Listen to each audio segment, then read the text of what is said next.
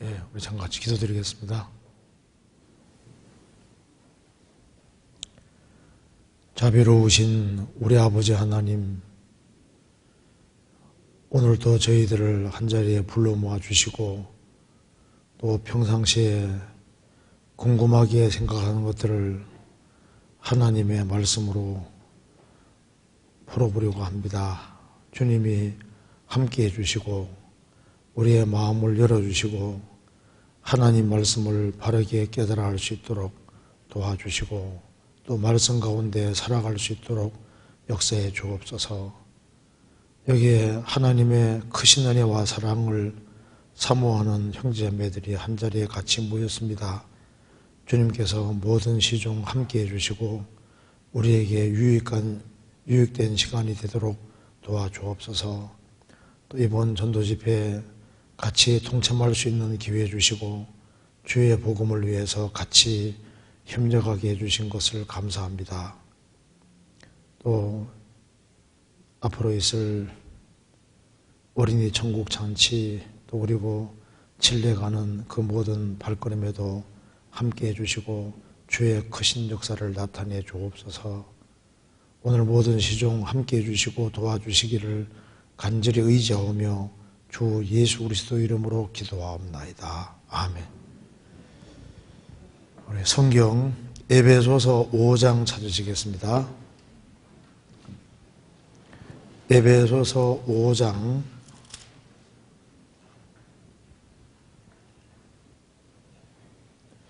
14절입니다. 14절 같이 한번 읽어보시겠습니다. 그러므로 이르시기를 잠자는 자여 깨어서 죽은 자들 가운데서 일어나라. 그리스도께서 내게 비치리라 하셨느니라. 거기까지입니다. 이번에 질문이 또 여러 가지가 나와 있는데 간단하게 좀 생각을 해보겠습니다. 첫 번째 질문 보겠습니다. 요즘 세상이 너무 요란스럽고 혼돈하며 성경의 마지막 시대에 대한 말씀이 이루어져 가고 있음을 실감하고 있습니다. 이러한 때에 저희들이 어떻게 더욱 깨어 있어야 하는지, 지혜롭게 살아야 하는지 귀한 말씀을 듣고 싶습니다. 물론 집회를 통해서 성경 말씀을 늘 듣고는 있지만 그래도 더 일깨워 주시는 말씀을 듣고 더욱 믿음 안에 있는 자, 더욱 굳건한 자가 되고 싶습니다 하는 질문입니다. 여기 이제 요즘 세상이 너무 요란스럽고 그죠? 혼돈하며 뒤죽박죽입니다. 성경의 마지막 시대에 대한 말씀이 이루어져 가고 있음을 실감하고 있습니다. 그러니까 우리 시대만큼 이런 마지막 징조를 본 시대는 없습니다. 세상이 지금 완전히 뒤집어져 있습니다. 성경에 말씀한 대로 전도서 1장에 말한 대로 이지러진 것을 구부러진 것을 곱게 할 수 없고 이지러진 것을 셀 수 없다 그 말대로 지금 아담 안에 사람이 살아가면서 점점 더 마음과 생각과 정신이 왜곡되고 있습니다. 그리고 너무나도 많은 것이 찌그러져 가고 있고 정상을 찾아보기가 정말 어려운 시대에 우리가 살고 있습니다. 그리고 우리 시대만큼 마지막 징조가 확실하게 나타나는 시대도 없지만은 우리 시대만큼 또 정신을 못 차리는 시대도 없습니다. 그래서 이제 이런 질문이 나오는 것 같습니다. 이러한 때에 저희들이 어떻게 더욱 깨어 있어야 하는지, 그리고 지혜롭게 살아야 하는지 귀한 말씀을 듣고 싶습니다. 이제 질문 내용이 크게 우리가 어떻게 더욱 깨어 있어야 하는지, 주님이 깨어 있어라 그 말을 계속 반복적으로 사용하셨습니다.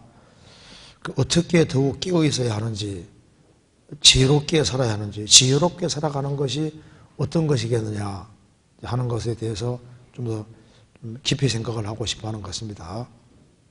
먼저 어떻게 깨어 있어야 하는지, 그리고 또 지혜롭게 살아가는 것이 어떤 것인지 그걸 한번 생각을 해봅시다. 어떻게 하는 것이 깨어 있는 것일까요? 성경 에베소서 5장 14절에 보시겠습니다. 그러므로 이러시기를 잠자는 자여 깨어서 죽은 자들 가운데서 일어나라. 그리스도께서 내게 빛이라 하셨느니라. 이렇게 깨어서란 말이 나와 있습니다. 어떻게 하는 것이 깨는 거냐 하면은 잠자는 자여 깨어서 죽은 자들 가운데서 일어나라. 죽은 자들 가운데서 일어나는 것이 깨는 겁니다. 그리고 이제 잠자는 자여 깨어서 죽은 자들 가운데서, 이걸 봐서는 잠자는 자가 누군지를 정확히 알 수 있습니다. 죽은 자들 가운데 있으면서 죽은 자들과 거의 비슷하게 살아가면은 이것이 잠자는 자인 겁니다. 그렇죠? 그러니까 죽은 자들 가운데서 일어나라. 그 말은 죽은 자들 가운데 잠자는 자가 있다는 말씀이잖아요. 그러니까 구원을 받은, 여기 잠자는 자란 말은 죽은 자와 구별시키고 있습니다. 구원받은 사람은 산자가 됐는데 산자가 죽은 자는 될 수 없습니다. 산자는 신앙생활 못하면 성경에서 잠자는 자라고 표현을 하고 있지 죽은 자라고는 표현하지 않습니다. 그래서 구원을 받고 깨어서 정상적으로 신앙생활하면 좋은데 신앙에 잠을 자고 죽은 자들 가운데서 죽은 자와 비슷하게 살아갈 수 있습니다. 그러니까 여기에 죽은 자들 가운데서 일어나라. 그래서 깨어있는 것이 뭔지 알려면 자는 것이 뭔지를 알면 금방 알 수 있습니다. 그러니까 여기 내가 만일 죽은 자들, 구원 안 받은 사람들 가운데서 있으면서 구원 안 받은 사람, 구원받은 사람 구별이 안 되고 비슷하게 살아가면은 주님 볼 때는 죽은 자가 되는 겁니다. 그렇잖아요. 그리고 이제 잠자는 자는 일단 위치가 잘못되어 있습니다. 죽은 자들 가운데서 일어나라. 그 말은 이제 구별되라는 얘기인데 죽은 자들 가운데서 구별되어서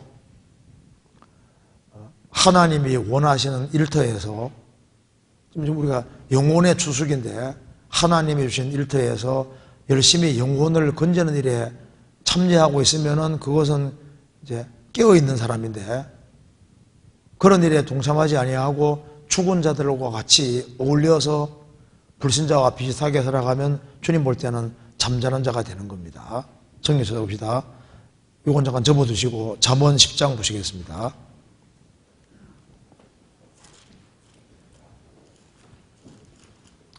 잠언 10장 5절입니다. 10장 5절. 여름에 거두는 자는 지혜로운 아들이나 추수 때 자는 자는 부끄러움을 끼치는 아들이라. 이게 추수 때 자는 자라고 했습니다. 추수 때 자는 자는 일터에 안 와 있는 사람입니다. 여름에, 이스라엘은 여름이 추수기입니다. 우리 한국하고 다릅니다. 이스라엘은 여름이 추수하는 때이기 때문에 여름에, 우리나라 말로 바꾸면 가을입니다. 여름에 거두는 사람은 지혜로운 아들이나 추수 때 자는 자. 그러니까 일터에 있지 아니하고 영혼이라는 곡식을 거두는 사람은 깨어있는 사람인데 그 추수할 때 영적인 추수기에 일터에 있지 아니하고 딴 데 불신자들과 어울려서 같이 똑같이 행동하면은 그것은 주님 볼 때 잠자는 사람입니다. 그래서 추수 때 자는 자가 되는 겁니다. 데마는 바울 사도의 동력자인데 바울 사도와 같이 운명과 고락을 함께 해야 되는데 데마는 세상을 사랑하여 나를 버리고 데살로니가로 왔다고 했습니다. 그게 이제 위치가 이탈되어 있으니까 데마가 구원받은 사람이라면 자는 자가 되는 거예요. 롯은 아브라함과 함께 동고동락을 해야 되는데 아브라함을 떠나서 소돔에서 살아갈 때 주님 볼 때는 영적으로 잠을 자는 자가 되는 겁니다. 성경에 허리에 띠를 띠고 등불을 켜고 서 있으라고 말씀하셨는데 영혼의 등불을 환히 켜고 그리고 마음의 허리를 동이고 그리고 하나님이 원하시는 자리에 버티고 설 때 그게 깨어있는 게 되는 겁니다. 등불을 켜고 서 있어라. 주님 원하시는 곳에 서 있을 때 그게 이제 주님 볼 때 정상적으로 깨어있는 겁니다. 그런데 이제 잠이 깊이 들면 그다음 뭐가 생깁니까? 꿈이 생기잖아요. 꿈. 그래서 이제 잘못하면은 구원받은 사람도 신앙적으로 잘못된 허황된 꿈을 꿀 수도 있는 겁니다. 그러니까 자는 사람 특징이 이제 잠이 정말 잠들면은 꿈을 꾸게 되잖아요. 꿈꾸는 사람들이 있는 겁니다. 허황된 꿈을 꿀 수도 있는 거예요. 그거는 이제 자면은 꿈을 꾸는데 이 엉뚱한 꿈을 꿀 수 있는 겁니다. 유다서 1장 보시겠습니다. 유다서 1장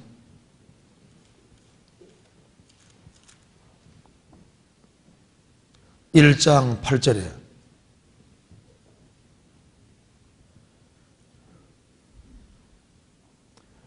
그러한데 꿈꾸는 이 사람들도 그와 같이 육체를 더럽히며 권위를 업신여기며 영광을 회방하나도다. 그러한데 꿈꾸는 이 사람들, 유다서 1장에 꿈꾸는 이 사람들은 4절에 말한 대로 이는 가만히 들어온 사람 몇이 있습니다. 구원을 안 받은 사람들입니다. 구원을 안 받은 사람이 여기 이제 교회 안에 무리 가운데 들어와서 무리를 일으키고 문제를 주고 있습니다. 그래서 그런데 꿈꾸는 이 사람들도 그러니까 자신이 구원을 안 받았으면서도 신앙이 꽤 괜찮은 데 착각을 하고 주님 볼 때는 아주 이게 근본적으로 문제가 있는데 그걸 전혀 모르는 거예요. 심판이 다가오고 있는데 그것도 모르고 있습니다. 그래서 신앙에 잠을 자는 자가 되면은 구원 안 받은 사람도 잘못하면 꿈꾸는 사람이 될 수 있는, 이건 구원 안 받는단 말이 아니라 엉뚱한 꿈을 꿀 수 있다고 말입니다. 그리고 여기 불신자 같은 경우는 그래서 하나님 받는 세상에 살면서 하나님이 안 계실지도 몰라. 그래서 막 살아가면요 주님 보실 때는 꿈꾸는 사람들입니다. 내세는 없어. 죽으면 끝이야. 그 엉뚱한 꿈을 꾸고 있는 겁니다. 뒤에 보면은 가인의 길, 11절에 가인의 길, 발람의 길, 고라의 길, 그릇된 길을 걸어가면서도 자신이 심판받을 사람인 줄 모르는 사람들은 신앙적으로 꿈꾸는 사람들입니다. 죄를 사함받고 성령을 받은 일도 없이 천국에 가리라 생각하는 사람은 엉뚱한 꿈을 꾸는 사람인 겁니다. 성경에서 지극히 거룩한 믿음 위에 자기를 건축하라고 유다서가 말씀하고 있는데 참된 믿음도 없이 신앙생활 열심히 하면서 좋은 데 간다고 생각하는 사람도 그릇된 꿈을 꾸는 사람인데 구원을 받은 사람 잘못하면은 신앙적으로 잠들면은요 엉뚱한 꿈을 꿀 수 있다고. 그러니까 구원을 받고 이제 받아서도 이제 불신자들하고 어울려서 불신자들 비슷하게 살아가면은 잘못하면 허황된 꿈을 꿀 수 있거든요. 그러니까 어떤 꿈을 꾸게 되냐면은 구원을 받았으니까 뭐 적당히 대충 살아도 괜찮아. 천국은 가잖아. 그렇게 생각하면서 대충 살아가는 사람은요 주님 볼 때는 사실 신앙적으로 꿈꾸는 사람들이 될 수 있습니다. 성경에서는 어디에도 적당히 살아라, 대충 살아라 그런 말이 없잖아요. 내가 죽도록 충성하라. 그리하면 생명의 멸류관을 내게 주리라. 그 성경에서 적당히 살아라고 된 것이 아니라 죽도록 충성하라. 부지런하여 게으르지 말고 열심을 품고 주를 섬기라고 했습니다. 부지런하여 게으르지 말고 열심을 품고 주를 섬기라. 뭐 상 같은 건 없어도 되지 뭐 이렇게 꿈꾸는 사람입니다. 성경에서 온전한 상을 얻으란 말이 성경에 계속 나오고 주님이 주시는 상을 잃지 말으라고 하는 말이 계속 나와 있는데, 뭐 상 같은 건 없어도 천국은 가니까 이런 식으로 하면요, 잘못하면은 이게 이제 신앙의 꿈을 꾸는 사람이 될 수도 있는 겁니다. 그리고 하나님은 부자 되주게 할 생각도 없으신데, 그 세상적으로 부유하게 되고 싶어서 속히 부하고자 하는 자는 형벌을 면치 못하리라, 그 말씀대로 이 일을 열심히 할 생각은 하지 아니하고 혹시 뭐 노름으로 해가지고 한바탕 이렇게 탁 돈을 번다든가 로또 복권 사가지고 이렇게 번다든가 뭔가 이렇게 허황되게 이제 부를 축적하려고 한다든가, 그게 이제 그것도 신앙적으로 꿈꾸는 사람이 될 수 있는데, 불신자들하고 이렇게 섞여 있다 보면 잘못하면 엉뚱한 꿈을 꾼다니까요. 어떤 분은 전도하러 갔습니다. 이제 오래간만에 동창생 모임에 갔는데 보니까 뭐 다른 동창생들은 뭐 의리의리한 집에 살고 막 재테크니 뭐니 해가지고 막 집도 몇 채씩 되는 사람도 있고, 보니까 나는 그냥 신앙생활 열심히 하느라고 그냥 그럭저럭 살았는데, 보니까 친구들 보니까 다 이게 육신적으로 너무 잘 돼 있는 거예요. 그래서 전도하러 갔다가 전도 받아봤습니다. 그래가지고 이제 나도 이제 노후를 준비해야지 하면서 있지 않습니까? 그래서 이제 머리를 쓰고 하다, 그래서 이제 신앙이 점점 멀어지는 사람도 있잖아요. 제일 좋은 노후 대책이 뭔지 아시죠? 하나님께 잘 보이는 겁니다. 하나님 살아계시기 때문에 하나님께 잘 보이는 그게 가장 중요한 게 되는 거예요. 그 말은 노력하지 말란 말이 아니고 내가 건실하게 살면서 장래를 맡기는 겁니다. 성경에 말씀하기를 너의 행사를 맡기라고 했습니다. 너의 길도 맡기라고. 너가 하는 일도 맡기고 길을 맡기라는 것은 너의 길을 여호와께 맡기라, 그 말은 너의 장래를 맡기라, 그 말입니다. 우리를 구원하신 주님이 우리를 죽을 때까지 인도하시기 때문에 우리 행하는 일뿐 아니라 우리의 장래도 하나님께 맡기는 것이 지혜로운 겁니다. 내 인생은 하나님이 만들어주는 것이 제일 좋은 거예요. 내가 아주 좋은 돌이 하나 있다면 이걸로 좋은 조각을 하고 싶으면 누구에게 맡기면 좋을까요? 초짜에게 맡길 것이 아니라 아주 그 대가 중에 대가에게 탁 맡기면 멋진 작품 만들어내잖아요. 내 인생을 누가 만드는 게 제일 좋을까요? 하나님께 의탁해 해서 하나님 만들어가는 게 제일 좋은 겁니다. 그래서 너의 길을 여호와께 맡겨라. 저를 의지하면 저가 이루시고, 하나님께 딱 맡기면은 더딘 것처럼 보여도 하나님이 제일 좋은 길로 인도하십니다. 그리고 구원받은 사람이 이제 신앙적으로 잠이 들고 이제 꿈꾸는 자가 되면은 이제 어떤 생각이 살살 떠오르냐면은, 가족이 구원 안 받아도 뭐 내 책임이나 구원받을 사람은 다 받을 거야. 그리고 내 주변의 사람들 내가 힘쓰고 애쓰고 수고하는 것이 없어도 구원은 받아갈 거야, 이렇게 말하면서 있잖아요. 자기가 할 도리 같은 것에 대해서 손을 다 거두고, 그러니까 주님은 알아서 구원받을 만한 사람 다 구원시키니까 나는 아무것도 안 해도 돼, 이렇게 엉뚱한 생각한다니까요. 내가 정상적으로 신앙생활하고 하늘의 미랄로서 죽으면은 많은 열매를 맺게 되는 겁니다. 희생과 수고가 있는 곳에 역사가 있는 거예요. 어머니들이 해산하는 수고 안 하면서 자식 낳는다는 건 그릇된 생각이잖아요. 아기를 낳으려면 해산하는 수고를 치러야 되는 것처럼 영적인 세계도 마찬가지입니다. 나 통해서 사람들이 구원받아 가려면 희생과 수고가 있어야지 구원받아 가지, 불신자들하고 어울려서 내 편한 대로 살아가면서 구원받을 사람은 받아갈 거라고 자꾸 그게 꿈꾸는 게 되는 거예요. 그리고 이제 내가 말을 함부로 하고 행동을 함부로 해도 주변 사람들이 넘어지지 않을 거라고 그렇게 생각하는 것도, 그것도 꿈꾸는 생각일 수 있는 거예요. 성경 말씀하기를 사람의 성내는 것이 하나님의 의를 이루지 못한다고 했습니다. 내가 성질만 죽여도 주변 사람들이 구원받을 만한 사람들이 많이 있을 수도 있습니다. 우리가 성질을 잘 부리고 화를 잘 내고 막 짜증을 잘 내고 범사에 감사하는 마음도 없고, 그런 사람은 뭘 보고 그 사람이 그렇지 않으라고 하겠습니까? 그래서 내가 말을 함부로 하고 행동을 함부로 해도 주변 사람에게 영향력이 없을 것이다, 영향력 미치지 않을 것이다, 구원받는 장기가 안 될 거다, 그렇게 생각하는 거 잘못하면 꿈꾸는 자가 될 수 있는 거예요. 그리고 구원을 받아서도 이제 구원 받았으니까 나는 교회 연결이 안 돼도 그래도 좋은 데 갈 거라고 생각을 하고 그러면서 연결 안 돼도 뭐 내가 뭐 남보다 큰 죄 안 짓고 살아가면은 뭐 그럭저럭 잘 사는 거라고 생각하는 그거 자기 생각이 그것도 잘못된 그릇된 꿈인 겁니다.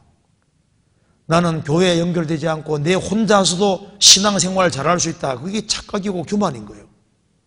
또한 어떤 사람 중에 그리스도인의 심판을 받는다. 뭐 그리스도인이 심판대 통과한다. 그렇게 해도 심판 통과하면 통과하지 뭐. 불타버리면 불타버리지 뭐. 이렇게 생각을 하면서잖아요.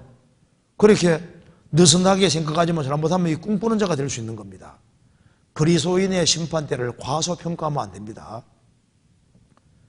그리스도인들이 심판받을 때 우리 신앙생활에 불이 지나갈 때 얼마나 아쉽겠습니까? 그렇지 않겠어요? 심판 통과할 때 아이고 내가 그때 주일날 그때 빠지지 말고 자리만 딱 차지해서도 이게 영원한 상이 연결되는데 아이고 내가 그때 막 열받을 조금만 참았으면은 이게 막 남는 것이 되는데 이제 심판 통과할 때 불 다 불타버리는 게 나타날 때요 얼마나 아쉽겠어요. 만일 우리가 그리스도인의 심판대를 미리 보고 신앙생활을 하게 하면요 여기에 우리 2시 질의응답할 때 빠질까요 안 빠질까요? 빠질 리가 없죠. 하나님이 같이 모여서 말씀 듣는 걸 얼마나 기뻐하시는데요. 그리고 봉사할 수 있는 기회가 주어졌을 때 봉사에 슬쩍 빠지면요 저 위에 가보세요. 얼마나 손해본지 아실 거예요. 그 손해가 보통 손해가 아니거든요. 그 사람은 이제 지갑에 돈 200만 원 넣어놨는데 그 잊어버렸습니다. 그러면 이거 뭐 없어졌으니까 뭐 끝납니까? 배가 아프죠? 마음이 힘들죠? 며칠간 힘들까요? 너무 아쉽잖아요. 그런데 돈 몇백만 원 이런 것에 대해서는 그렇게 아쉬워하는데 신앙생활을 등한히 하고 그렇게 해서 저 위에서 내 신앙생활이 불타버릴 때 너무너무 아쉽고 정말 눈물이 많이 흐를 겁니다. 이럴 줄 알았으면 내가 금은 보석으로 집을 짓는 것인데 내가 왜 신앙생활을 등한히 했을까? 굉장한 후회가 있을 겁니다. 그래서 잠자는 자가 아니라 우리가 깨어있는 자가 되어야 되는데 잘못하면은 잠잘 뿐 아니라 이제 엉뚱한 꿈을 꾸고 있다니까요. 그리고 잠은 배체로 늡니다. 그죠? 그러니까 성경이 말씀하기를 좀 더 자자, 좀 더 졸자, 좀 더 눕자. 이게 왜 좀 더라는 게 나오는데 이제 조금 게을러지기 시작하면 완전히 게을러 터져가지고 이게 모든 게 만사가 귀찮아지는 거예요. 그래서 자는 자는 자꾸 더 자려고 하는 특징이 있습니다. 잠이 느는 특징이 있는 거예요. 그래서 이게 마음에 틈을 안 주는 게 좋은 겁니다. 그러니까 내가 상황이 주어지면 주일은 빠져야지, 수요일은 빠져야지, 구역 모임 빠져야지 이렇게 예배라는 걸 만들어 놔 보세요. 예배를 딱 하나 만들면요 마귀가 딱 그걸 탁 틈타고 딱 삐지고 들어와서 너는 저번 주에 못 나왔으니까 한 번은 더 빠져도 돼 해가지고 한 번 더 빠져 이렇게 해가지고 이게 한 번 예배인데 시간 지나가면 이게 엉뚱하게 돼버리는 거예요. 그래서 예배를 가능한 한 안 두는 것이 그게 현명한 겁니다. 그리고 이제 잠이 많아지면 만사가 귀찮잖아요. 그리고 이제 신앙에 잠이 많고 게을러지는 사람은 핑계거리가 그렇게 많은 거예요. 그래서 상황이 이렇고 이러저러한 상황 때문에 신앙생활 잘 못하고 핑계가 자꾸 느는데 게을러지면 핑계가 늘고 신앙에 잠자는 자는요 핑계가 많이 생긴다니까요. 우리가 신앙생활을 안 하려면은 안 할 구실을 수백 개도 갖다 댈 수 있습니다. 신앙생활을 잘 하려고 하면은 잘 해야 될 이유와 필요성을 수백 가지도 갖다 댈 수 있는 거예요. 그래서 잠자는 자여 죽은 자들 가운데서 일어나라 말은 죽은 자들 가운데서 구별되라 그 말입니다. 그러니까 죽은 자와 자는 자는 비슷하지만 다릅니다. 대포 소리가 난다든가 총소리 나면은 자는 자는 벌떡 일어나잖아요. 구원 안 받은 사람은 뭐 대포 소리가 아니라 뭐 핵폭탄 소리 나도 안 일어납니다. 구원 받은 사람은 불신자와 섞여 살지라도 신앙에 잠을 자는 사람은요, 주님이 깨게 만드시는 거예요. 그래서 어떤 사람은 이제 구원 받았는데 뭐 할 수 없이 끌려 나왔는데 전도 집회 말씀을 한번 딱 듣고 난 다음에 신앙이 아주 벌쩍 정신 차려지는 거예요.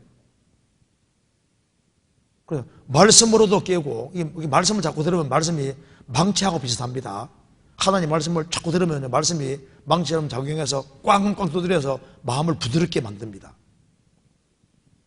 그리고 이제 잠자는 자들 가운데 계속 있으려고 그러면 주님이 가만히 있습니까? 징계하시는 기잖아요. 그 사람은요, 불신자들 가운데 섞여 살다가 막 된통 크게 징계받아서 어차 싶어서 돌이키는 경우 있잖아요.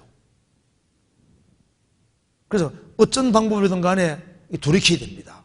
그 사람은요, 신앙에 잠을 자다가 뉴스를 보고 신문 보고 하면서 마지막 징조가 나타나는 걸 막 너무 너무 마음에 막 확 느끼면서 탁 돌이키는 경우도 있고.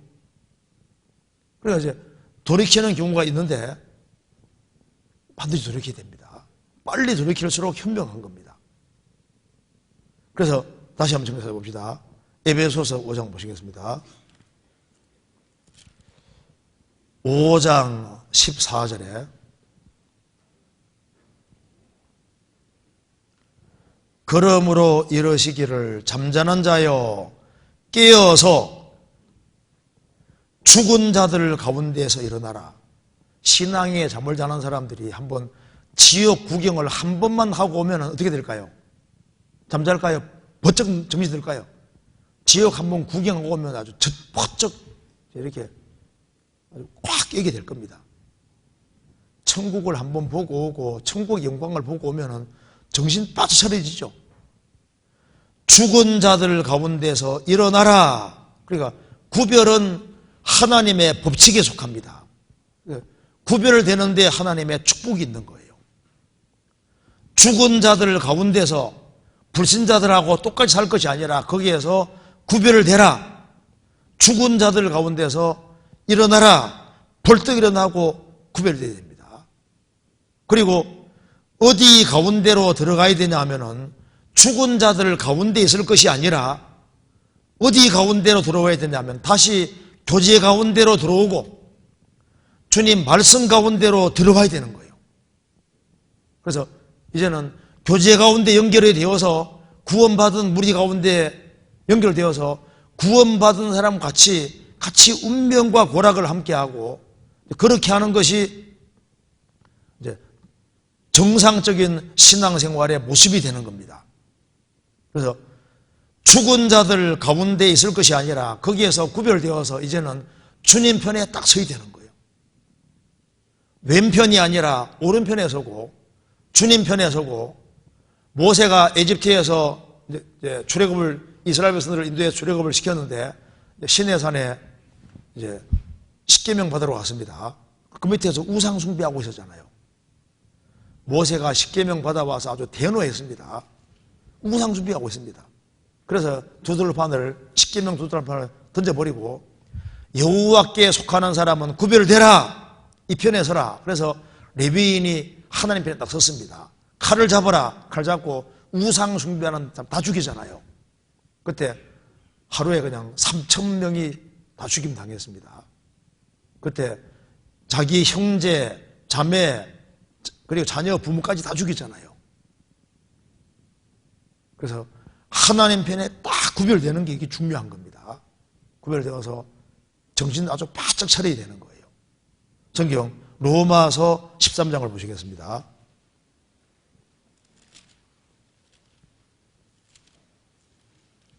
(13장) 11절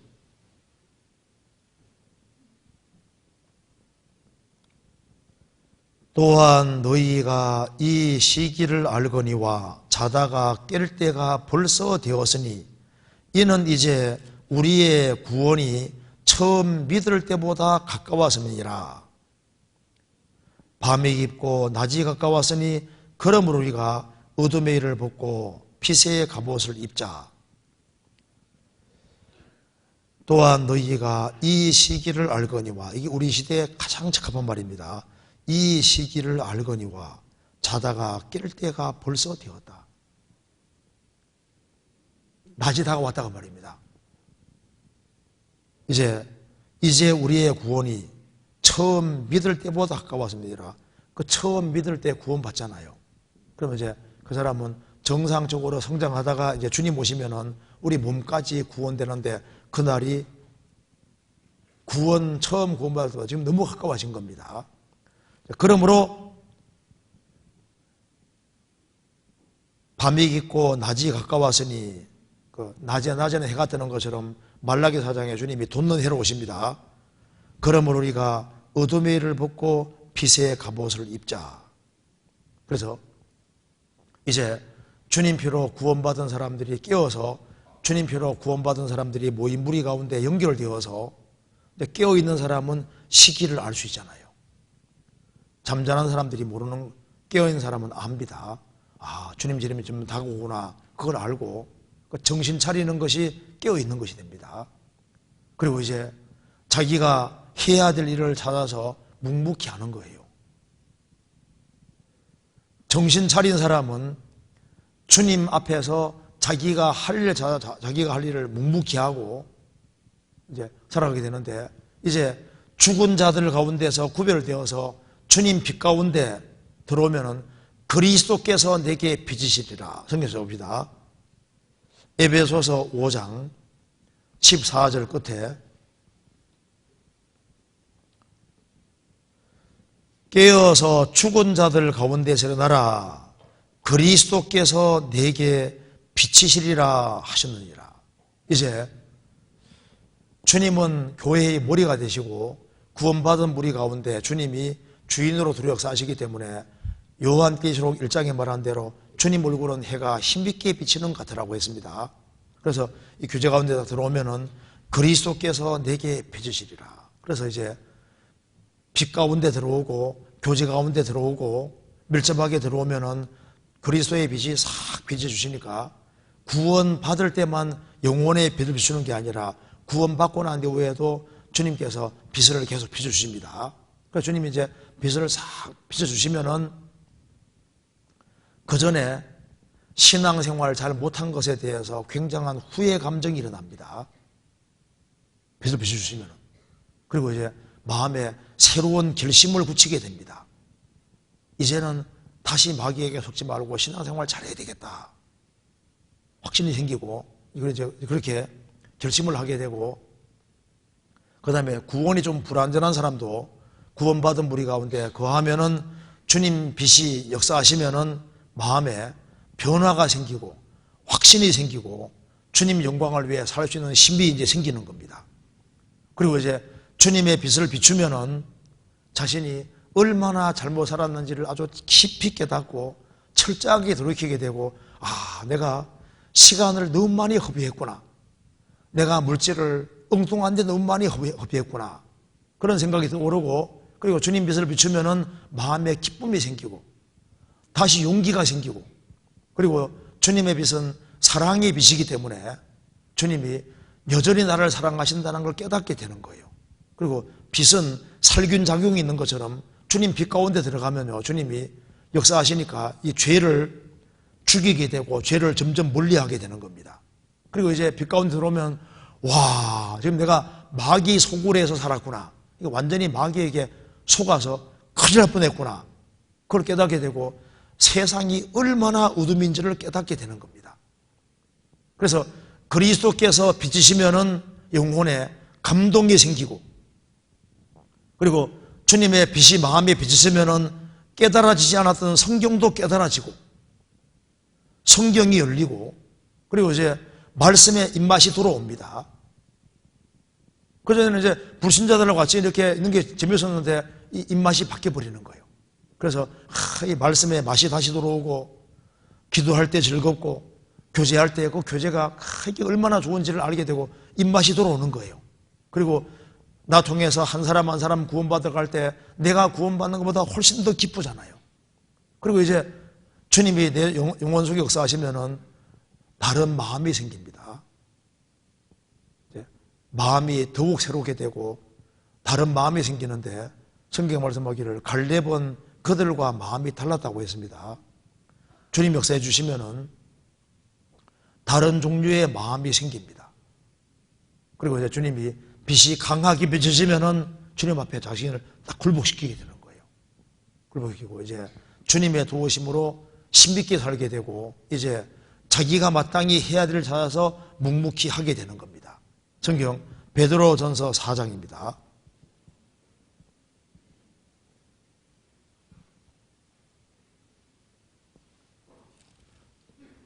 4장 7절.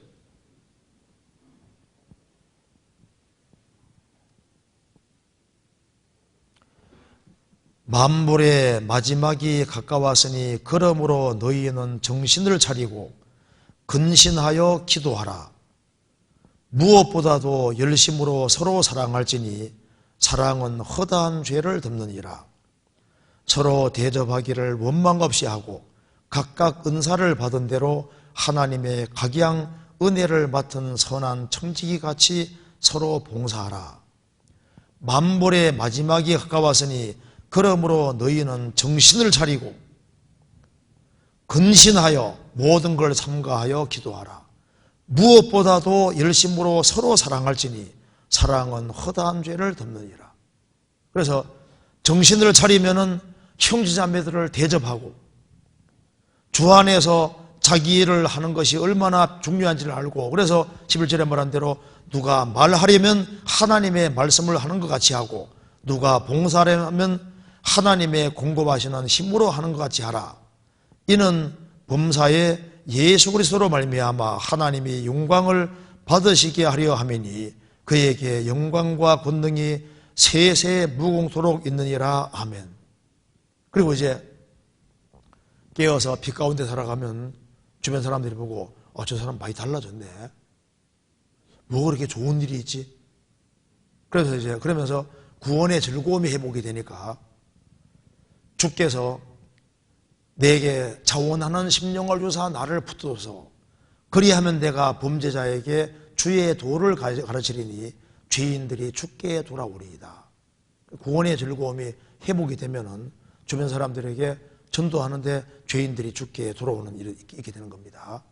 그럼 여기 이제 얘기하기를 질문 내용 속에 어떻게 하면 더욱 깨어있을 수 있느냐, 거기에 대한 답이 마태복음 24장 25장에 나와 있습니다. 그래서 예수님 오실 때 충성되고 지혜 있는 종이 되라고 하셨습니다. 성경 찾아봅시다. 마태복음 24장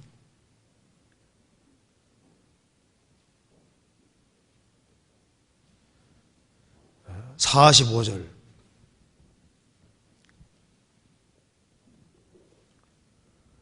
충성되고 지혜 있는 종이 되어 주인에게 그 집 사람들을 맡아 때를 따라 양식을 나눠줄 자가 누구뇨?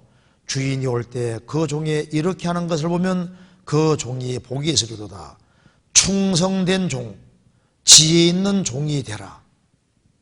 그러면 충성된 종, 지혜 있는 종이 어떤 종일까요? 거기에 대한 설명이 25장에 나와 있는 겁니다.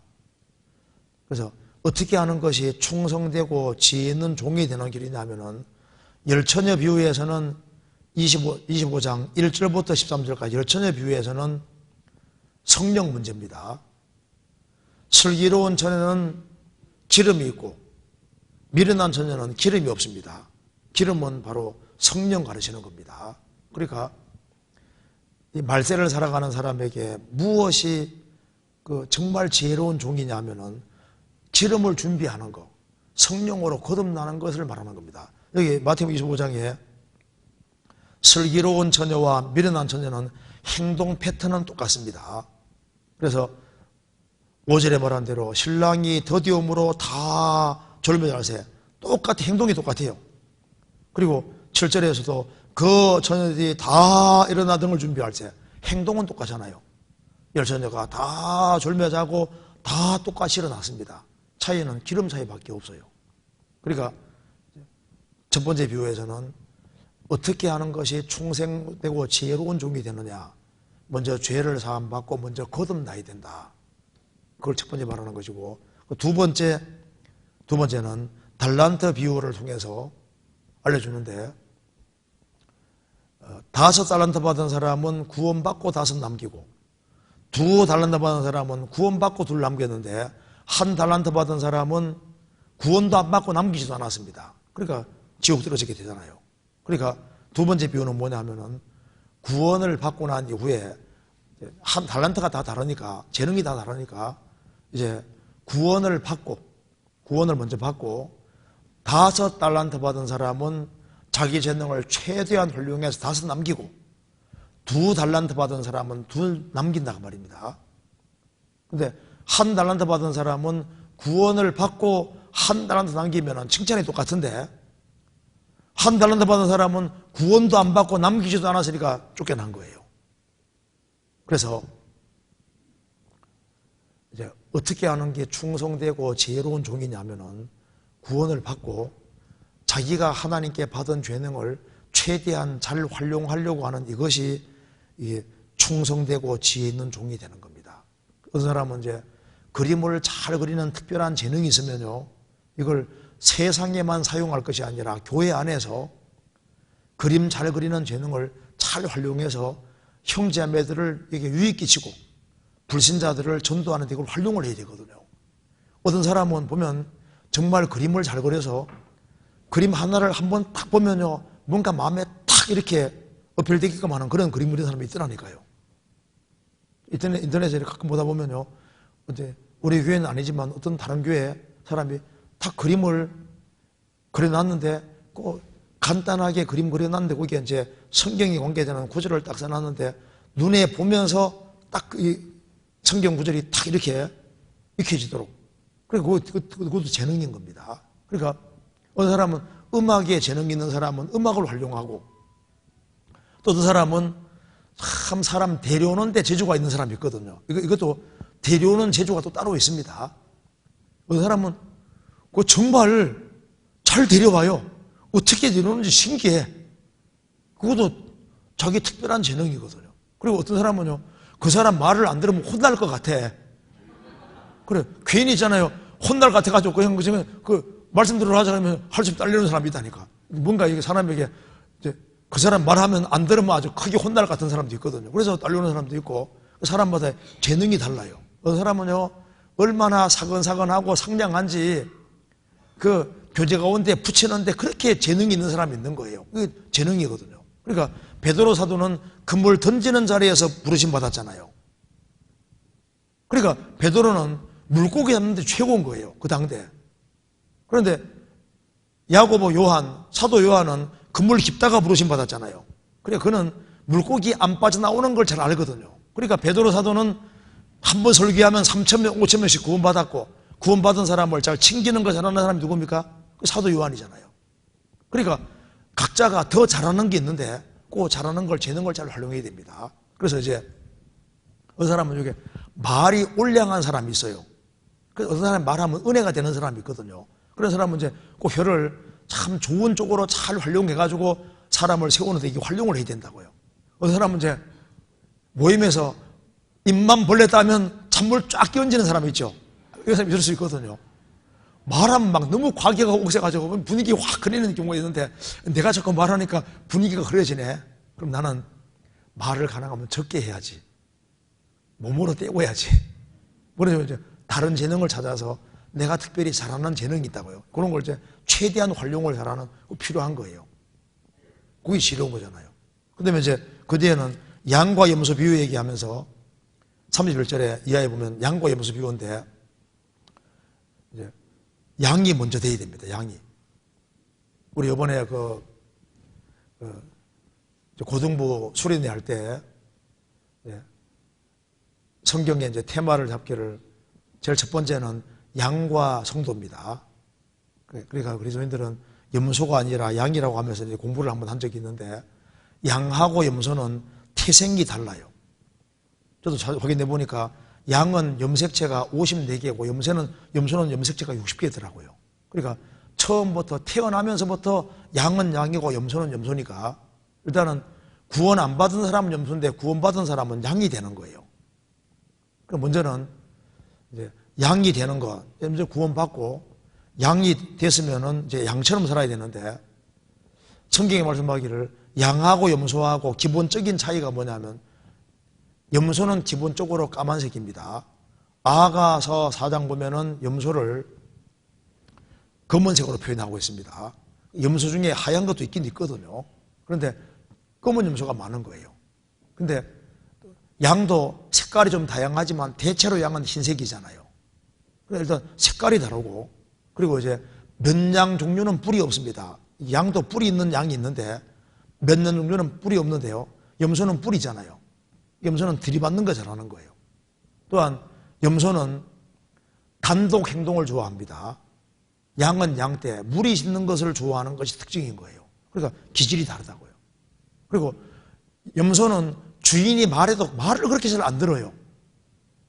양은 주인이 말하면 말을 잘 듣는 게 특징입니다. 그리고 양은 풀 먹을 때요, 항상 고개를 이렇게 숙이고서 이렇게 아래에 있는 풀 뜯어 먹고 살거든요. 염소는요, 아래에 있는 풀 뜯어 먹는 걸 별로 안 좋아해요. 그리고 양은 고개 푹 숙이고 겸손하게 이렇게 먹는데, 양은요, 고개를 이렇게 먹는 게 아니라 위에 있는 거 있지 않습니까? 뭐 나무라든가 이렇게 위에 있는 거 먹는 거 좋아해요. 그래서 고개를 빳빳하게 세들고 먹는 거 보면 염소인 거예요.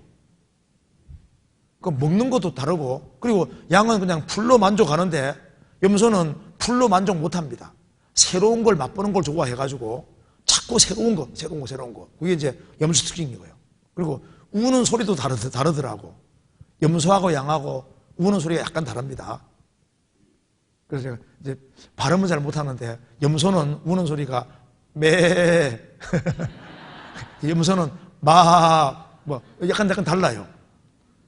그리고 이제 양은요, 주인하고 같이 있는 거 좋아하고, 그리고 이제 양떼끼리 어울리는 거 좋아하는데, 이 염소는 다르더라고.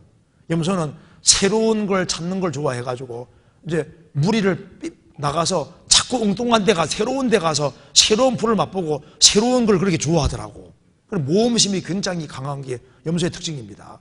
그리고 양은 대체로 온순한데 염소는 마음에 안 들면 어떻게 합니까? 이게 들이받는 게 특징인 거예요. 또 양은 인내심이 그렇게 강한데 털 깎는 자 앞에 잠잠한 양이라고 하잖아요. 근데 염소는 안 해요. 그렇지 못한 거예요. 염소는 이게 인내심이 굉장히 적습니다. 그리고 이제 염소는 단독 행동 좋아하는 게 특징입니다. 양은 무리 짓는 걸 좋아하고, 양은 뒤따르는 걸 좋아하고, 염소는 뭘 좋아합니까? 앞장서는 거 좋아하는데, 이제 주인이 딱 이제 양을 데려갈 때 제일 앞장서는 놈 보면 염소인 거예요. 그런 거예요. 그래서 너무너무 다릅니다. 그러니까 양과 염소 이 차이가 너무 큰 차이가 나는데, 먼저는 양이 되어야 되는 거예요. 양의 기본적으로 중요한 특징이 뭐냐 하면은, 일단 목자의 음성을 잘 분별합니다. 그리고 또 한 가지는 양은 고마움을 잘 기억하는 특징이 있고, 그리고 양은 목자에 대한 신뢰가 절대적이기 때문에 새끼를 사랑하지만은 주인이 부르면 새끼도 다 뒤로 하고 주인 따라가는 게 특징입니다. 또 양은 근시입니다. 그리고 같이 어울려 사는 걸 좋아하고 인내심이 대단하고, 양은 모든 면에서 유용한 게 많잖아요. 근데 눈이 나쁘기 때문에 길 이름 못 찾는 게 특징인 거예요. 근데 우리 시대 보세요. 거의 염소가 많아지고 있습니다. 속도 검어지고 겉도 검어지잖아요. 염소는 새카만 염소처럼. 그리고 이제 요즘 시대 사람 보면 염소 같아요. 조금만 마음 안 들면 막 들이받는 걸 좋아하는 시대가 돼가지고, 그죠? 조금 마음 안 들면 막 들이받잖아요. 막 아내도 막 남편이 막 들이받고, 자식도 막 들이받고, 그리고 같이 무리 가운데 있는 걸 싫어하고 단독 행동을 좋아합니다. 간섭받는 걸 싫어하는 거예요. 그리고 양은 그냥 자기 주어진 위치에 만족하고 살아가는데, 염소는요, 고개 채들고 막 새로운 거 붙듣느라고 새로운 거 해가지고, 그래서 보면 엉뚱한데 저쪽에 또 엉뚱한 데 가 있는 거예요. 우리 시대 보면요, 이게 염소같이 됩니다. 새로운 만나는 걸 찾아서 끊임없이 하는데 이 풀로 만족을 못 합니다. 양은 풀로 만족을 하는 거예요. 그래서 저희들은 하나님 말씀을 들으면 거기에서 참된 만족이 있고, 양은 낯선 데 가는 걸 무서워하거든요. 그 주인하고 같이 있는 걸 좋아하고 양떼 속에 있는 걸 좋아하는데 요 염소는요 낯선 곳에 가는 걸 좋아하는 거예요. 몰래 빠져나와서 낯선 곳에 가서 뭐 새로운 거 뜯어먹으려고 낯선 곳에. 그거 참 특징입니다. 그래 몰래 여기저기 많이 다니는 그게 보면 염소인 거예요. 염소. 그 특징입니다. 그래서 이제 성경에서 양이 되라고 말씀하셨고 이제 양이 됐으면은 그럼 어떻게 살아가는 게 신앙생활이냐? 성경 이제 마태복음 25장에서는 이웃에게 어떻게 해야 되느냐? 이걸 저기 말해주고 있습니다. 자, 40절 25장 40절 같이 읽겠습니다. 임금이 대답하여 가라사대 내가 진실로 너희에게 이르노니 너희가 여기 내 형제 중에 지극히 작은 자 하나에게 한 것이 곧 내게 한 것이니라 하시고. 그래서 마지막 시대에 살아가는 사람이 신앙 아주 잘 살아가는 방법이 뭐냐 하면은 형제 자매들을 선대하는 것이 그렇게 중요한 문제입니다. 그래서 내가 병들었을 때 찾아봤다. 오기 갔을 때 돌아봤다. 내가 줄일 때 먹였다. 우리가 언제 그렇게 했습니까? 여기 있는 내 형제 중에 지극히 작은 자 하나에게 한 것이 내게 한 것이다. 구원받은 사람 속에 주의 영이 와 계시기 때문에 구원받은 사람을 선대하는 건 주님을 직접 대하는 것 똑같은 거예요. 그래서 우리가 성도에게 주님을 대하듯이 대하고 성도를 존중하고 성도를 위해서 희생과 수고하는 그것이 마지막 시대를 살아가는 사람에게 아주 중요한 게 됩니다. 그래서 무엇보다도 열심으로 서로 사랑할지니 서로 사랑하는 이것이 저 위에 가면 다 주님께 한 것이 되는 거예요. 그리고 이제 내가 충성되고 죄 있는 종이 되어서 때를 따라 양식을 나눠주는 것처럼 주변에 불쌍한 사람들이 많잖아요.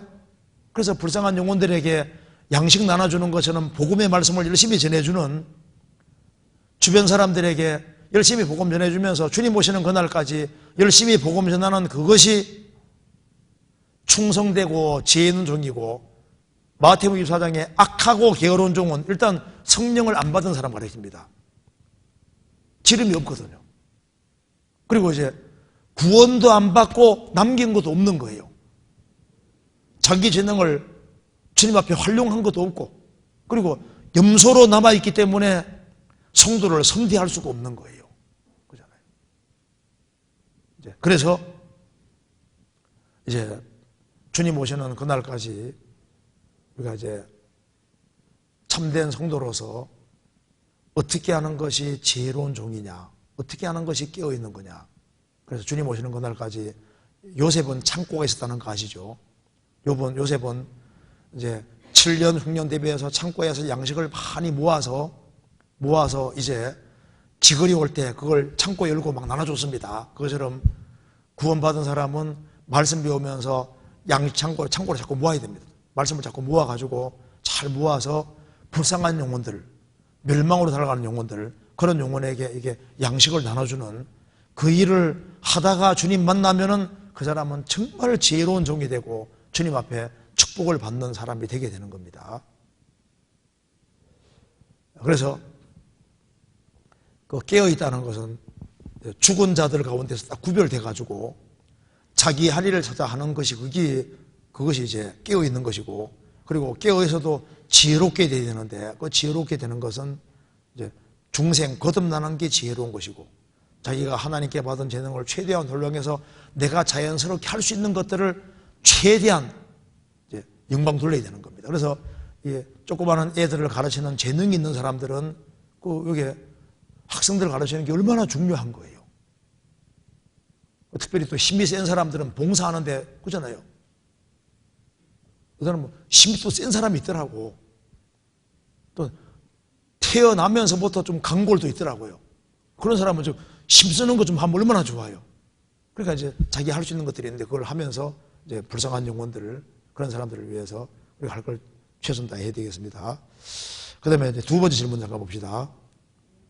누가복음 4장을 보시겠습니다. 누가복음 4장 3절.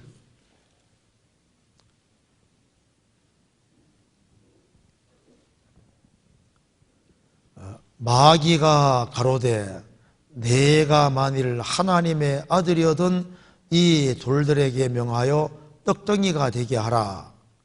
예수께서 대답하시되 기록하기를 사람이 떡으로만 살 것이 아니라 하였느니라.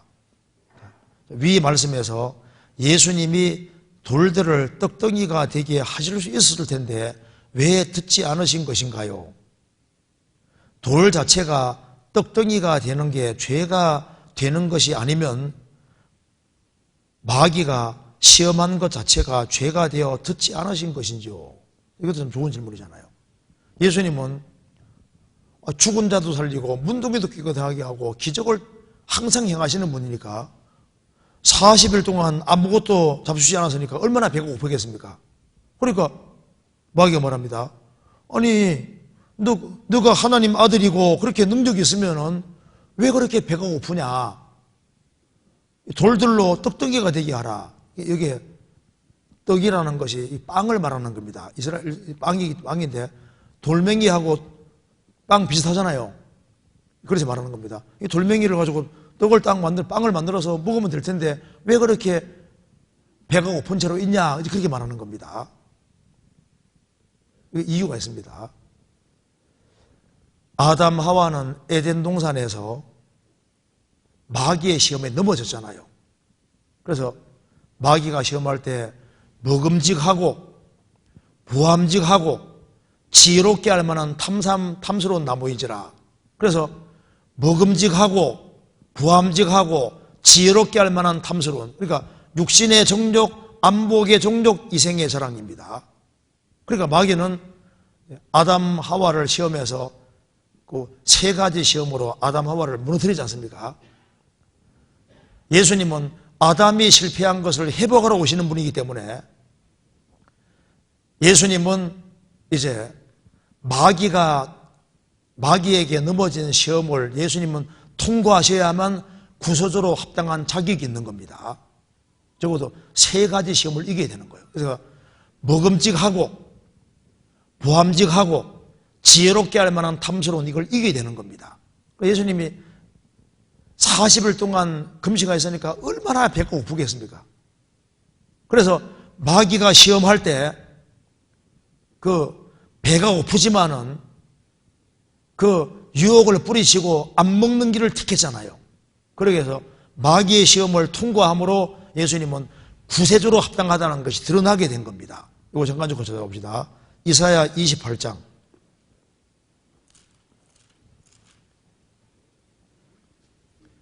(28장) 16절.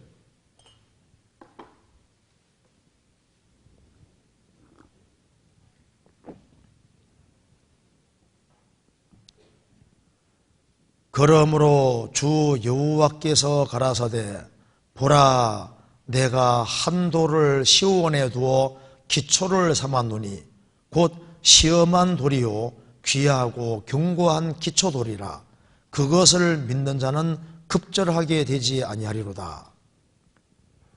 그러므로 주 여호와께서 가라사대 보라 내가 한 돌을 시온에 두어 기초 삼았다.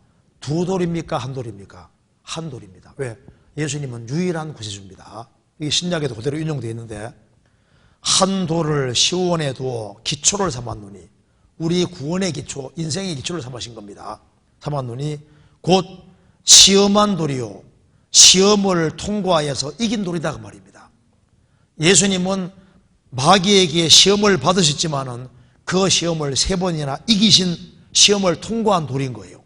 그리고 예수님은 귀한 돌, 귀하고 견고한 기초돌이니까 예수님은 유일한 구세주니까 정말 가장 귀하신 분입니다. 그리고 견고한 기초돌이니까 얼마나 견고하고 든든한지 절대 부수고 깰 수가 없는 거예요. 그래서 예수님의 공생에는 하나도 흠이 없고 깨트릴 것이 없는 거예요. 예수님의 탄생, 생애, 십자가의 죽으심과 부활, 승천 어떤 것이든 하나도 꺾을 것이 없는 겁니다. 죄인의 뼈는 꺾였지만은 예수님 뼈는 꺾이지 않았습니다. 예수님은 구세주로 합당한 분이기 때문에 꺾을 것이 아무것도 없습니다. 그래서 예수님은 귀한 돌, 견고한 기초돌, 유일한 한 돌이다 그 말입니다. 그런데 예수님은 시험을 통과한 돌이요. 그래서 예수님은 성령에 이끌려 마귀에게 시험 받으러 갔고 처음부터 하나님이 그렇게 계획을 하신 것이요. 하십니다. 그래서 계획하셔서 시험을 일부러 시킨 거예요. 그래서 40일 동안 주리교하고 난 이후에 최대한 극한이 있었을 때 어떻게 하는지 다 보는 겁니다. 예수님은 능력이 있지만 능력을 사용하지 않았습니다. 왜? 그건 하나님 아버지가 통과시키는 시험이기 때문에 이걸 통과해야 되거든요. 그래서 예수님은 육신의 정욕, 안목의 정욕, 이생의 정욕을 이겼기 때문에 구세주로서 합당하다는 것이 드러난 겁니다. 지금은 마귀도 속입니다. 뭐니 해도 뭐니가 최고다. 너 그렇게 재능이 많은데 이거 재능을 교회에 사용하지 말고 너 돈벌이 하는 재능에 사용해서 세상적으로 유명하게 돼. 영혼 문제는 부차적이야. 이게 속일 수 있는 거예요.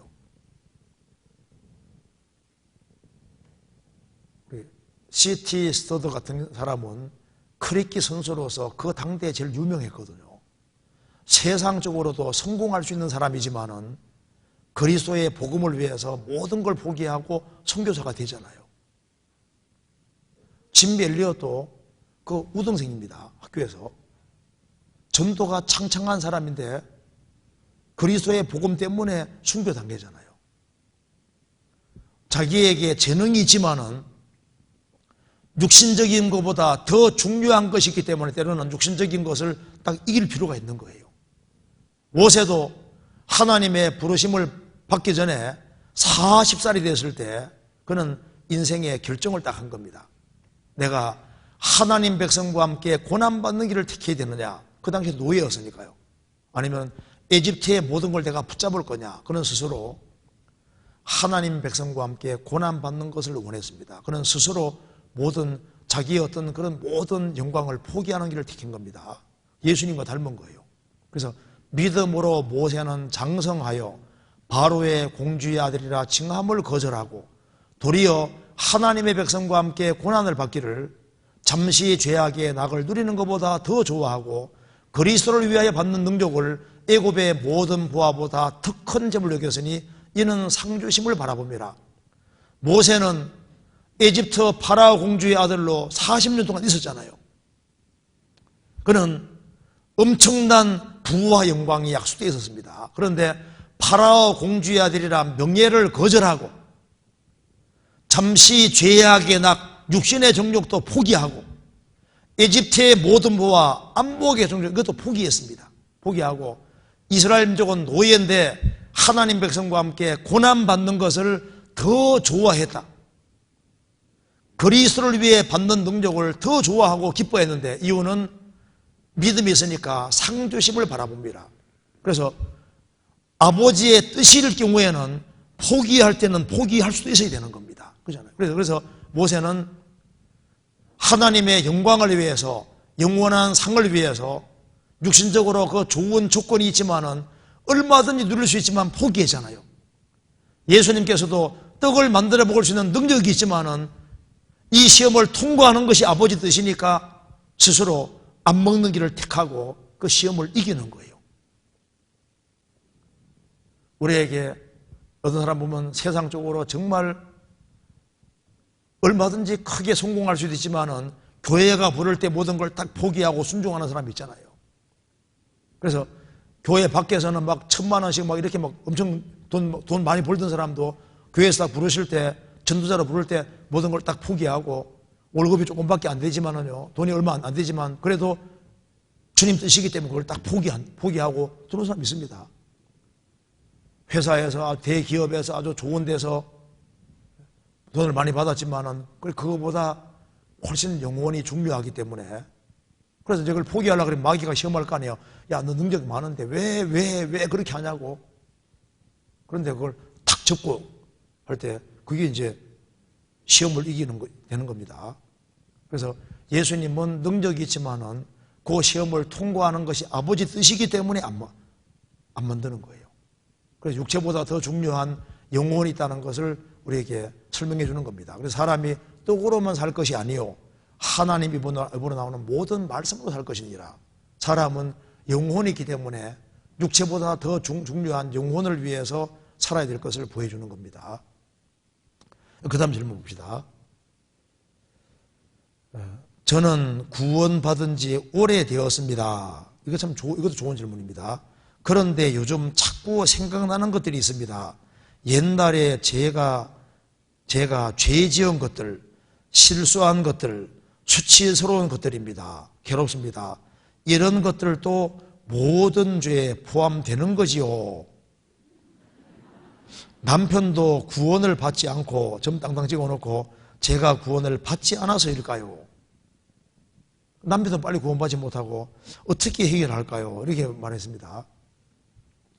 구원을 받았는데 자꾸 이제 옛날에 제가 지은 죄들이 생각나고 실수한 것들, 수치스러운 것들을 생각나는데 이런 모든 것도 모든 죄에 포함되는 거죠. 어떨까요? 당연히 포함되죠. 그래서 예수님은 포함시킬 때 모든 죄입니다. 그래서 미가서 7장에도 우리의 모든 죄를 깊은 바다에 던진다고 했고 나의 모든 죄는 주의 등 뒤에 던지셨나이다. 그렇게 말했지 않습니까? 또한 골로새서장에는 우리에게 모든 죄를 사하시고 모든 죄입니다. 정리 한번 찾아봅시다. 마태복음 12장을 보시겠습니다.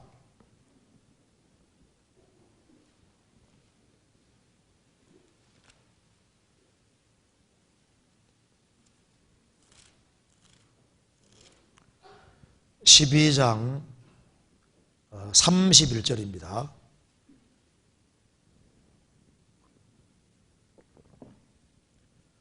그러므로 내가 너희에게 이르노니 사람의 모든 죄와 회방은 사하심을 얻되 성령을 회방하는 것은 사하심을 얻지 못하겠고 예수님 말씀하시기를 사람의 모든 죄와 회방, 하나님 모독하고 욕한 이런 모든 죄와 해방은 사하심 얻을 수 있다. 왜 그럴까요?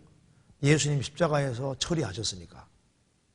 그런데 성령을 회방하는 것은 뭐냐면은 그리스도의 복음을 안 믿을 뿐 아니라 복음 전하는 그곳을 사탄의 역사로 돌리고 이 복음의 역사를 끝까지 대적하는 사람들이 있습니다. 그런 사람 잘못하면 성령 회방죄에 걸릴 수 있는 거예요. 여기 이제 예수님 말씀했습니다. 사람의 모든 죄와 회방은 사하심 얻는다. 십자가에서 예수님 피를 흘리셨으니. 그래서 제가 지은 것들, 실수한 것들, 수치스러운 것들입니다. 이런 것들을 또 모든 죄에 포함되죠. 당연히 포함되죠. 그리고 이제 여기에 또 한 군데 잠깐 찾아봅시다. 여기에 요한복음 8장을 봅시다. 자, 간음 중에 잡힌 여인에 대해서 말씀하셨습니다.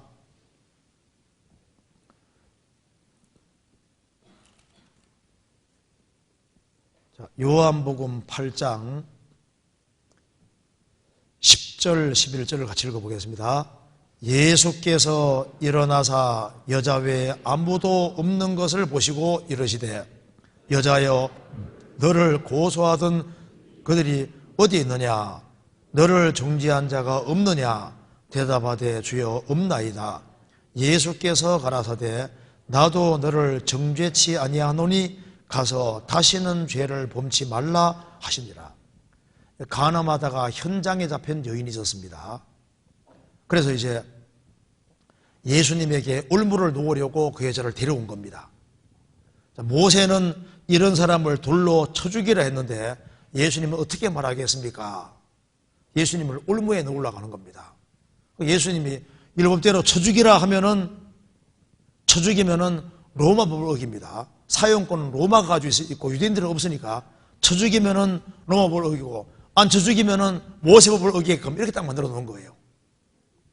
예수님이 이제 바닥에 이제 글자를 두 번 쓰셨습니다. 아마 첫 번째는 간음하지 마라, 두 번째는 간음하지 말라는 소리를 들었는데 마음으로 음욕 품는 자마다 이미 간음하였느니라.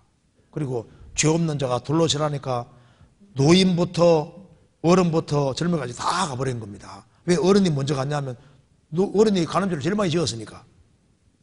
그래서 예수님이 너를 고소하던 자들이 어디 있느냐, 너를 정죄한 자가 없느냐, 다 가버리고 없거든요. 그러니까 돌로 이제 칠 수 있는 분은 누굽니까? 예수님만 돌로 칠 수 있는 분이잖아요. 예수님은 죄 없는 분이니까.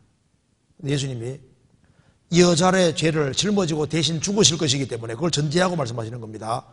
나도 너를 정죄하지 아니하노니, 간음죄를 지었고 마땅히 죽을 사람이지만은 나도 너를 정죄치 아니하노니 가서 다시는 죄를 범치 말라. 죄를 범하지 않으면은 정죄하지 않는 겁니까? 정죄하지 아니할 테니까 죄를 지지 말라고 하신 겁니까? 너의 정죄 심판은 내가 받을 테니까 다시는 그런 죄를 지지 마라, 이렇게 말씀하시잖아요. 그러니까 예수님은 간음죄를 지은 이 여자를 분명히 심판하고 죽일 수 있지만은 예수님은 심판하는 대신에 이 여인의 죄도 십자가에 짊어질 것이기 때문에 나도 너를 정죄치 않는다. 십자가에 폐죽어 가던 강도는 얼마나 많은 죄를 지었으면요 십자가 달렸겠습니까? 예수님께서 너가 오늘 나와 함께 낙원에 있으리라, 그 말이 무슨 말입니까? 너의 죄는 내가 짊어지고 대주 준다, 그 말인 거예요. 그러니까 여기 예수님은 모든 죄를 짊어진 것이 맞다, 그 말입니다. 그런데 우리가 이제 죄를 짓고 했을 때 죄 지은 것, 실수한 것들, 이런 것 때문에 마음이 괴롭다. 괴로운 게 맞죠. 잘 못 사는 것이 있으면 그 과거 기억이 괴롭기도 하고, 또 수시로 이제 잘못 살면요 이 가책이 계속 올라오는데, 올라옵니다. 올라오는 게 마치 괴로운 것이 맞잖아요. 그런데 여기서 이제 우리가 알아야 될 것은, 우리가 우리 마음을 한번 들여다볼 때는 주님의 마음을 10번, 20번 더 많이 들여다봐야 됩니다. 그래야지 마귀한테 안 속을 수 있는 거예요. 그래서 야, 네 같은 것이 무슨 신앙생활해, 이러면서 마귀가 마음을 향해서 불화살을 계속 쏘아야 되는 거예요. 너 그렇게 못 살면 신앙생활 한다고 이렇게 하면 물론 쏘아야 되거든요. 그러니까 성경 에베소 5장에 말씀하기를 믿음의 방패를 가지고 악한 자의 화전을 소멸하며, 근데 마귀가 주로 마음을 쏘아야 되니까 의의 흉배를 붙이라 그랬죠. 의의 흉배 붙인다는 것은 주님은 나를 어렵다고 하셨다. 마음에다가 의의 흉배 붙이는 이유는 마귀에게 속지 않게 하기 위해서입니다. 마귀는 우리가 잘 못 살아간 것을 기초 삼아서 니는 그렇게 못 사니까 틀려서 하고 계속 이렇게 공격하기 때문에, 그럼에도 불구하고 주님은 나를 어렵다고 하셨다. 그래야지 일어나서 이제 그래 신앙생활을 잘할 수 있고, 그래서 이제 점점 넘어지는 것도 적어지게 되는 거예요. 마귀는 너는 넘어진 김에 쉬어가라 그리고 누워 자라 그리고 신앙의 잠을 자게 한다고요. 마귀에 속으면 안 됩니다. 마귀는 불화살을 계속 쏘아야 되거든요. 그래서 그 과거의 기억 들춰내서 너 같은 인간은 틀렸어, 하나님 너를 용서 안 해주실 거야, 너는 안 돼, 이렇게 속였는데 사람의 모든 죄와 해방한 사하심 어때? 예수님 피로 정말 처리하신 것이 맞기 때문에 그걸 믿어야 됩니다.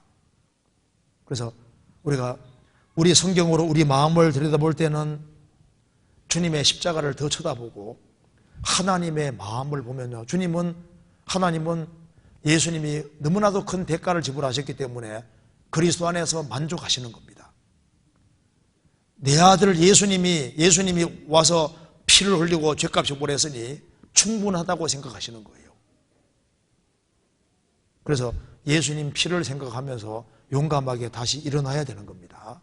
그리고 이제 남편이 구원받지 못하는 것은 꼭 아내의 잘못만은 아닙니다. 어떤 여자분은 보면요, 신앙이 별로 안 좋은데 그냥 남편 들것 구원받고 자녀도 쉽게 구원받고 막 지방에서 줄줄이 구원받아가는 어떤 여자는 보면 정말 신앙적인데 남편이 구원이 안 돼요. 10년 지나도 안 돼. 집안 식구들이 앞뒤 꽉 막혀가지고 안 된다, 그 말입니다. 거기에 집안 식구가 전도가 빨리빨리 된다고 해가지고 꼭 신앙 좋은 것이 아닐 수도 있습니다. 또 신앙이 좋아도 집안 식구 빨리 구원 안 될 수도 있는 거예요. 왜냐하면 사람마다 너무너무 다르기 때문에 차이가 날 수 있습니다. 그래서 내가 최선을 다하고 그렇게 하면서 하나님께 맡겨야지, 그것 때문에 자책을 너무 하면서 다른 사람들은 저렇게 구원을 잘 받게 하는데 나는 지금 뭐냐 이러면서요, 지가 팍 죽어서 이렇게 하면 안 된다 그 말입니다. 다시 벌떡 일어나고 주님의 마음을 들여다보고, 주님은 나를 용서하셨고 그리고 내가 발버둥 치면서 바르게 살라는 걸 아시는 거예요. 애가 태어났는데 우러지치기만 해도 이쁘잖아요. 걔가 이제 뒤집으면요 집안에 경사가 납니다.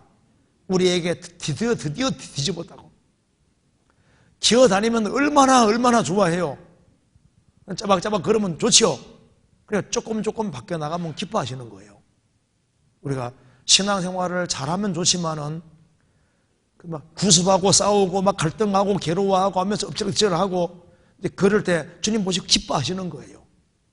뭐냐, 너 조금만 더 하고 더 밀접하게 연결돼서 공급받고 이렇게 해서, 그래서 신앙생활을 잘하기를 바라고, 그렇게 해서 하나님이 내 벼에서 나를 후원하고 있으신 것이 맞는 거예요.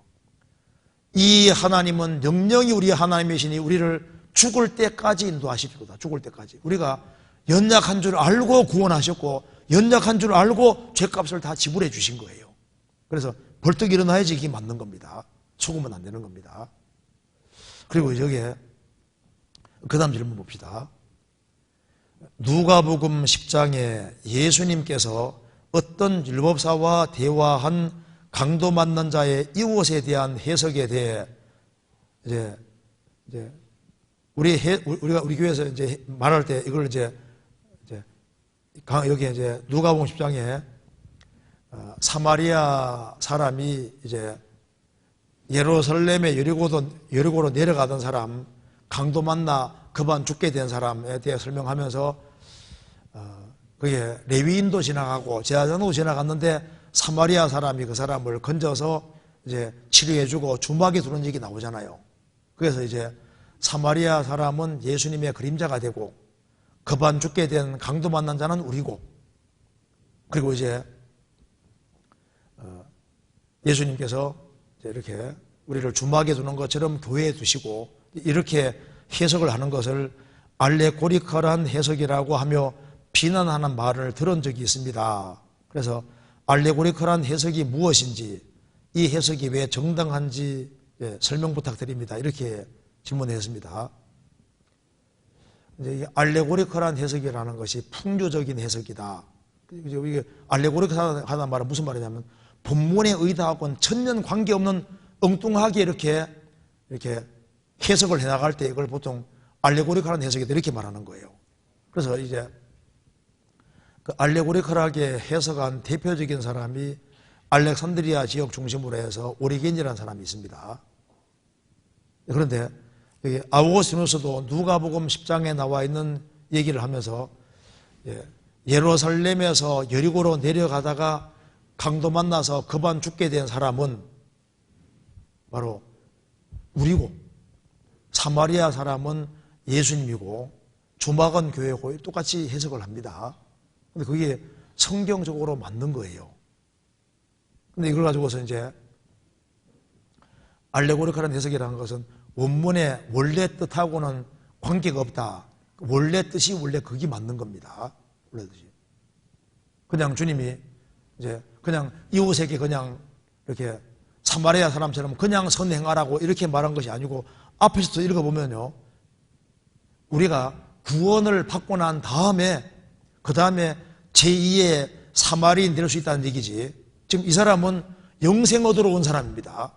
내가 무엇을 하여 영생 얻으리까 하니까 이 사람 예수님이 구세주가 있는데 구세주 만나서 구원받아야 될 사람이 뭘 해서 천국간다고 생각하는 사람인 거예요. 그래서 예수님이 누가복음 10장에서 비유를 쭉 설명하시면서 네가 선한 사마리아인이 되기 위해서는 먼저 너가 나를 만나서 구원부터 받아야지 사마리아인 역할을 할 수 있다는 걸 설명하는 거니까 너도 그같이 하라. 그 말은 먼저 나 만나서 구원받고, 지금 너가 지금 선한 일을 할 수 있는 사람이 아니고 지금 너는 영생 얻고 싶으면 너는 지금 네 처지가 예루살렘에서 여리고로 가다가 급한 죽게 된 사람처럼 사탄에게 얻어서져 가지고 죄투성이고 너는 죽음으로 달려가는 사람이니까 사마리아 사람 만나는 것처럼 예수님을 만나가지고 구원부터 받아야지 제2의 사마리아인 될 수 있다. 이거 설명해 주는 거거든요. 그냥 이제 어떻게 영생 얻으리까 하니까 너 사마리아 사람처럼 이렇게 이거 도와주라. 그렇게 말했냐고 말입니다. 이거는 구원이 뭔지를 전혀 모르는 사람이 그 엉뚱하게 그거야말로 엉뚱한 해석인 거예요. 그러면 영생 얻기 위해서 이웃 사람에게 사마리아 사람 열심히 하면 천국 가는 겁니까? 그거 아니잖아요. 그러니까 이 알레고리컬하다는 것은 원래 하나님이 의도하신 거하고 전혀 관계없이 예수님도 그런 해석이 있었냐 하고 놀라면 그게 알레고리컬한 해석인 거라고요. 성경을 이렇게 쓴 사람이 와 성경이 그럴 수도 있냐고 이렇게 그러니까 그런 걸 알고리컬 해석이라고 하는 거예요. 그래서 이제 성경을 읽을 때 좀 조심을 해야 되는데요. 원래 여호와 증인 교리를 만들어낸 사람이 이제 러셀이라는 사람인데 이 사람은 지옥을 혐오해서 지옥이 없다는 것을 전제하고 그래서 성경의 모든 지옥이라는 구절을 이제 상징으로 다 해석해 가지고 지옥이 없다는 것으로 이렇게 교리를 만들었잖아요. 그건 의도적으로 이거 왜곡을 한 겁니다. 그래서 이제 성경을 해석할 때 일단 성경에다가 일단 가감하지 말아야 됩니다. 그리고 여기에 사사로운 해석을 하지 말아야 됩니다. 자기 머리 집어넣어서 사사로 해석하면 안 되거든요. 그리고 성경을 억지로 해석은 해서 안 됩니다. 성경은 자연스럽게 풀리게 되어 있는 거예요. 그리고 성경 전체는 하나님 말씀이기 때문에 내가 이해를 못해서 그렇지 성경은 맞다 이 생각을 해야 됩니다.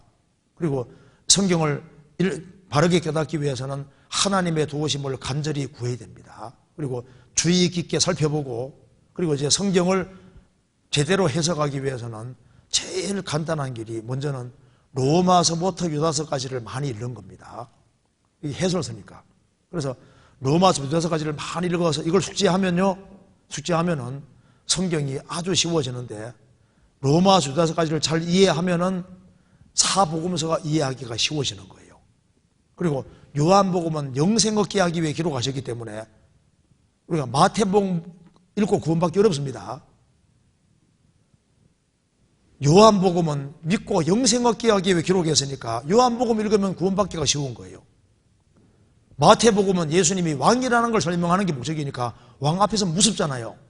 그러니까 왕 앞에 충성하고 복종하는 사람이 되려면 먼저 요한복음 통해서 구원부터 받아야 된다고. 마가복음은 예수님이 종이라는 걸 설명하는 게 목적이니까 구원받아야만 예수님 뒤를 따라갈 수 있는 거예요. 누가복음은 예수님은 완전한 사람이라는 걸 얘기하는 게 목적이니까 예수님을 자기의 몸으로 따라 살기 위해서는 먼저 믿고 구원부터 받아야 된다고. 그러니까 마태, 마가, 누가는 예수님이 왕이고 여호와의 종이고 그리고 완전한 사람이라는 걸 설명하는 것이 목적이고 요한복음은 예수님이 하나님이신데 우리 죄를 처리하러 오셨기 때문에 믿고 영생 얻게 하기 위해서 주셨으니까 그래서 요한복음 통해서 먼저 구원부터 받고 그래야만 이제 사복음서가 쫙 이해될 수 있는 거예요. 그리고 이제 신약을 이해하면은 그 다음에 신약의 빛에 비추어서 구약을 이해해야 되는 겁니다. 그리고 성경 읽을 때는 무엇은 무엇이다 이게 더 중요합니다. 뭐 만일 뭐뭐 하면 뭐뭐 할 것이다 이거보다 무엇은 무엇이다 이런 것에 단정적인 표현에다가 무게를 둬야 되는 겁니다.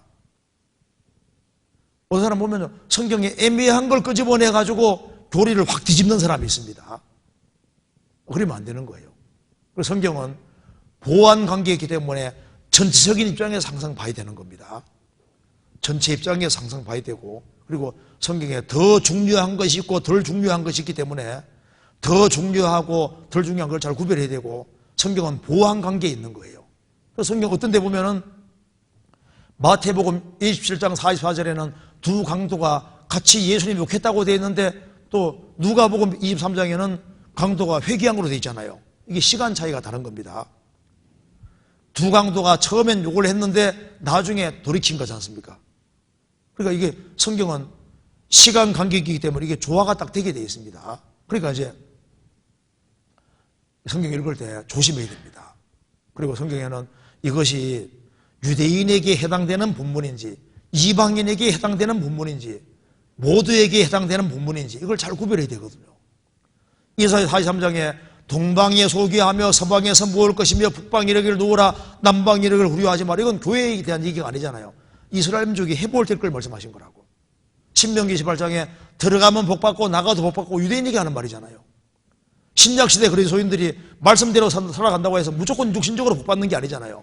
바울 사도는 신약 성경 14권 기록한 사람인데 얼마나 고생을 많이 했습니까? 자지 못하고 먹지 못하고. 그러니까 들어가도 복 나가도 복 하면 육신적으로 복받는 것은 유대인에게 하는 말인 거라고. 그리스도인들은 그런 경우도 있지만 반대 경우도 벌어지거든요. 그러니까 이제 성경을 적용할 때 이게 조심해야 되는 거예요. 에스겔 37장에 마른 뼈가 살아나는 거, 그거 중생을 말하는 게 아니라 유대인이 회복돼서 나라 이룰 것을 보여준 거잖아요. 그러니까 유대인과 이방인들도 구별도 잘해야 되고, 성경 읽을 때는 문법적으로 있는 그대로 책을 읽듯이 그대로 읽어야 되는 거예요. 그리고 이 글을 쓰는 사람이 무엇을 의도했는지 그걸 있는 그대로 문자적으로 접근해야 됩니다. 문자적으로, 역사적으로 그렇게 해서 성경을 해석해야지 이게 맞는 거예요. 그리고 문자적으로 해석해도 그 뒤에 숨은 뜻이 있을 수 있는데 이것은 성령이 도와줘야 깨달아지는 겁니다. 그 사람은 나는 문법 따지는데 문법 따져도 하는 게 아니에요.